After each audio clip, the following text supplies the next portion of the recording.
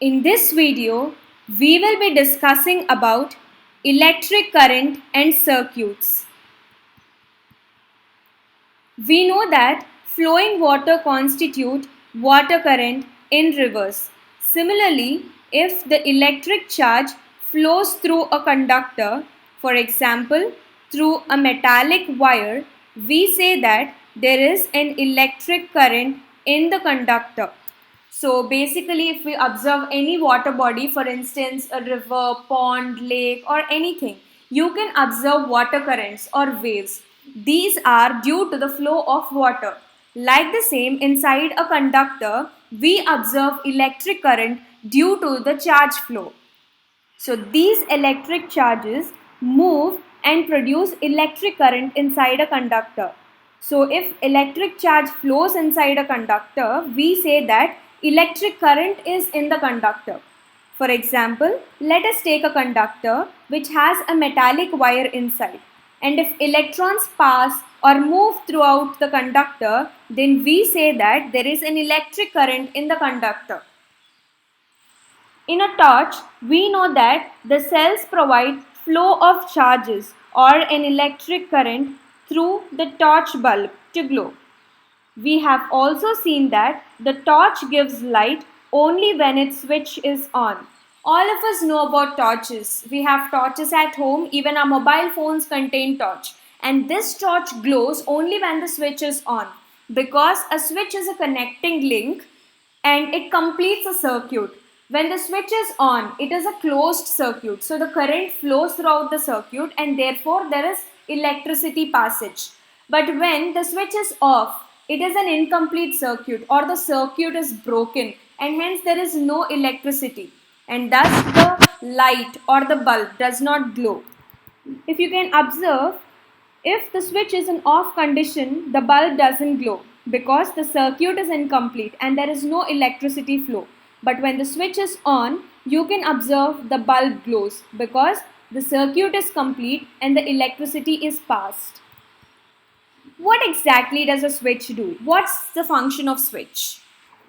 A switch makes a conducting link between the cell and the bulb. So this switch is a link between the cell and the bulb. It connects both of them.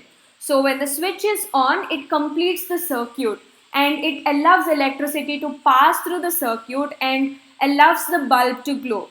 But when the switch is off, then it is an incomplete circuit and it does not allow electricity to pass through it. So basically a switch is a regulator which allows the flow of current in a circuit.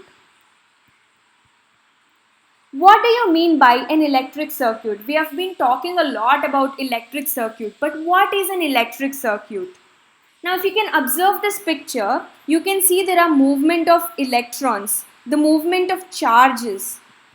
So a continuous and closed path of an electric current is called an electric circuit. So you can see this is a closed path. Now if the circuit is broken anywhere or the switch of the torch is turned off, the current stops flowing and the bulb does not glow. Now you can observe this as a complete circuit. The electrons are continuously flowing and thereby electricity also continuously flows in this circuit. But if suppose there is a break in the circuit or if there is a switch and if that switch is switched off, then it is an incomplete circuit. In an incomplete circuit, you cannot observe the flow of electrons and thereby you can't observe electric current and the bulb does not glow. So the circuit should be closed and there shouldn't be any break.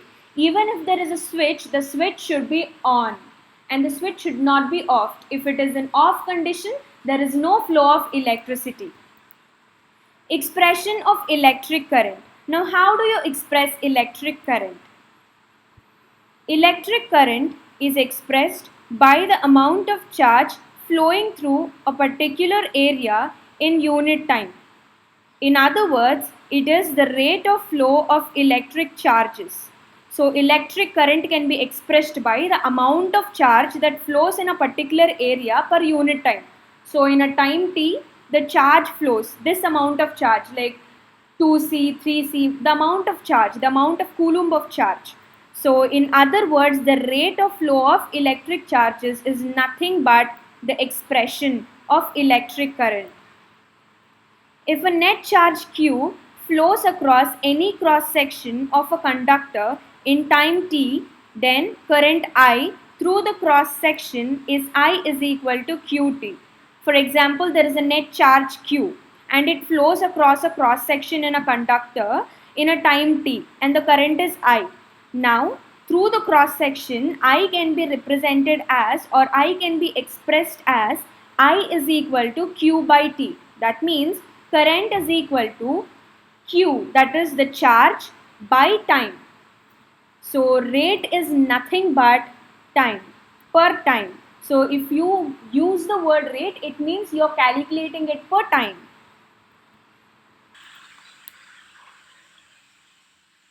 In circuits using metallic wires, electrons constitute the flow of charges. However, electrons were not known at the time when the phenomenon of electricity was first observed.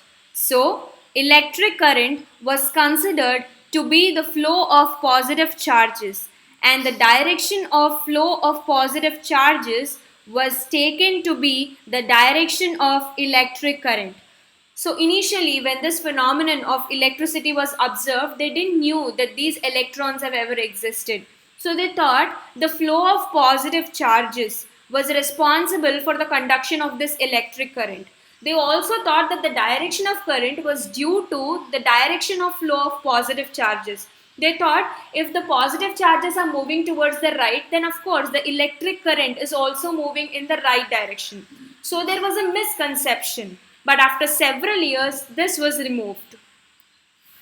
Conventionally, in an electric circuit, the direction of electric current is taken as opposite to the direction of the flow of electrons, which are negative charges. So, after many years and after conducting many experiments, they came to know the existence of these electrons, and removing the misconception, they understood that the flow of electric current is opposite to the direction of flow of electrons, and electrons are basically negative charges.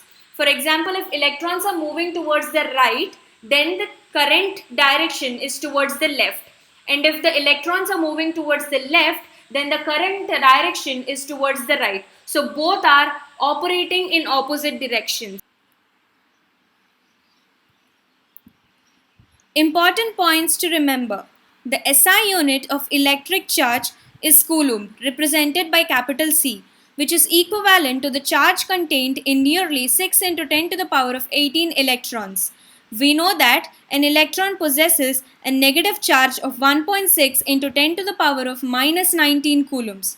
So basically, the SI unit of electric charge is Coulomb. So electric charge is measured in the terms of coulombs, which is represented by capital C. Now this coulomb is equal to nearly 6 into 10 to the power of 18 electrons, and we know already that electrons possess a negative charge of 1.6 into 10 to the power of minus 19 coulombs.